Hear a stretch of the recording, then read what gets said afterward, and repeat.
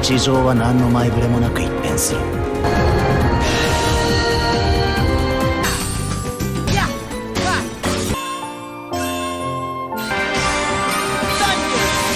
Kingdom Hearts Melody of Memory。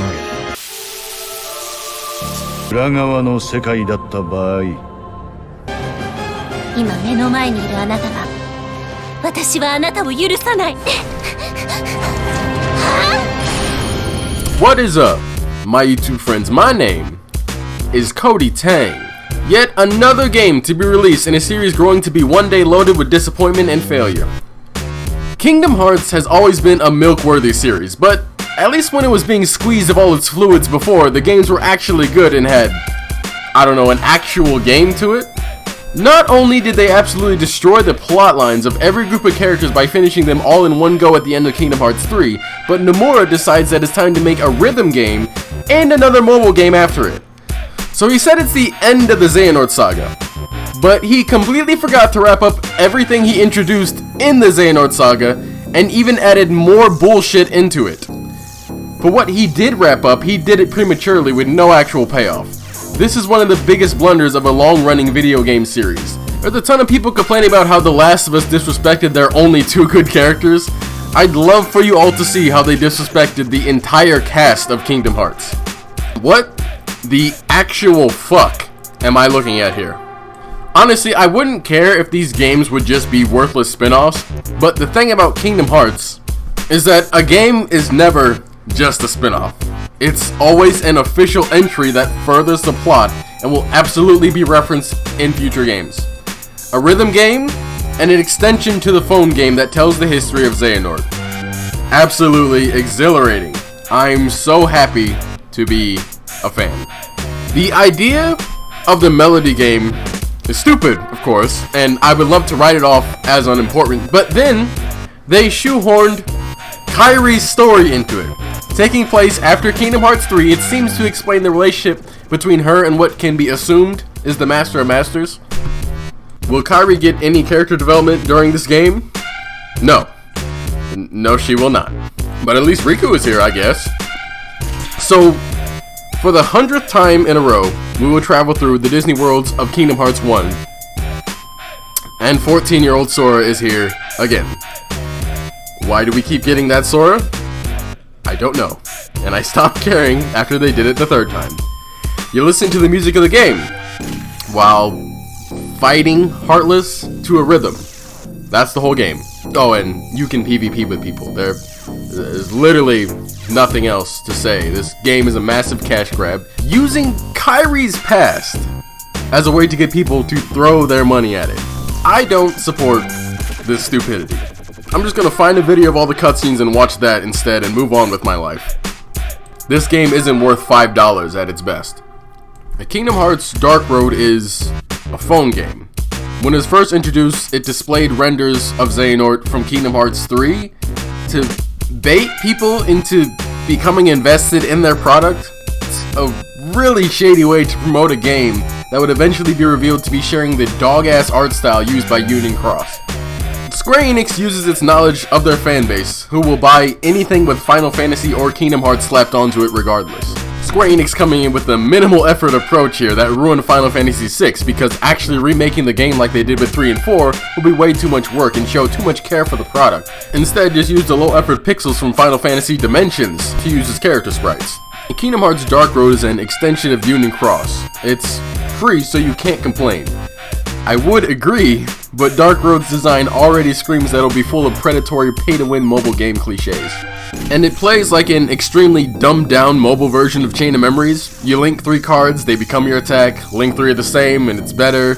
And when you run out, you re-roll your deck, or you spend money to buy cards so you just plow through and never run out of cards. When AAA developers make phone games, I'm even more disgusted because they're actually capable of making mobile gaming a proper medium to choose as your primary way to play games.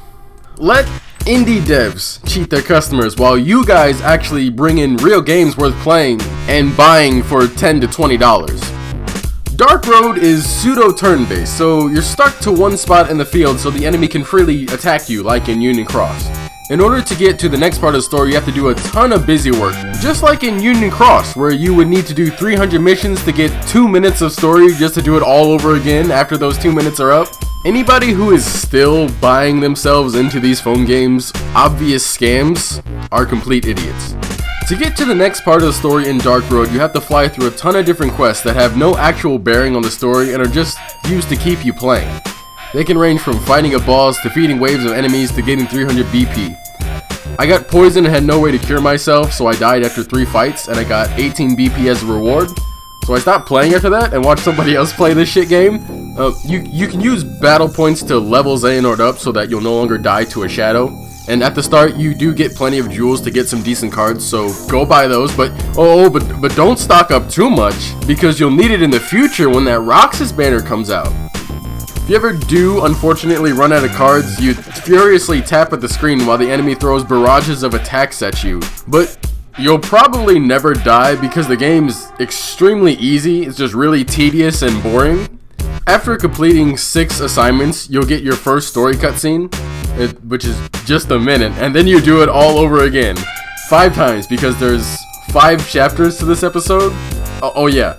The story is focused on Xehanort and Ericus' time learning to be Keyblade wielders. It starts with him searching for the missing upperclassmen Keyblade wielders. Every character save Ericus and Xehanort acts exactly the same as the other in terms of personality, so they're all blank pages that you can insert yourself into, since you won't be making your own character here.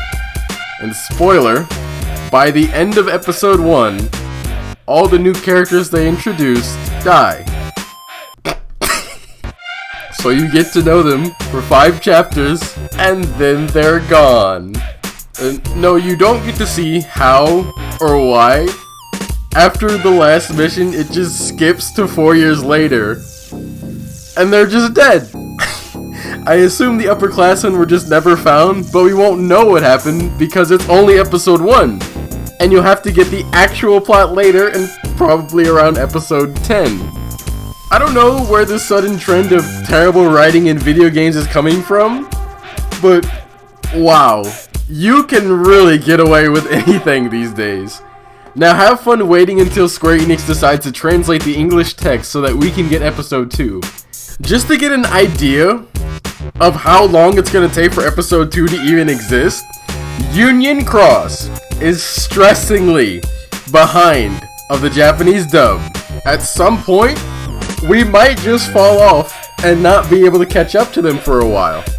Nobody would bother to play this piece of shit if it didn't have Kingdom Hearts tacked onto it. It's a game that's easily forgotten and has no actual point to exist the way it does. Again, I'm not wasting my time playing this garbage, so I'm just going to watch cutscenes of this one too, if I even remember to care enough about the story for these 2 games. On top of these 2 low-tier shovelware games, the story has devolved into an absolute shell of itself. There's no actual reason to follow these characters anymore, since their stories have been unsatisfyingly completed.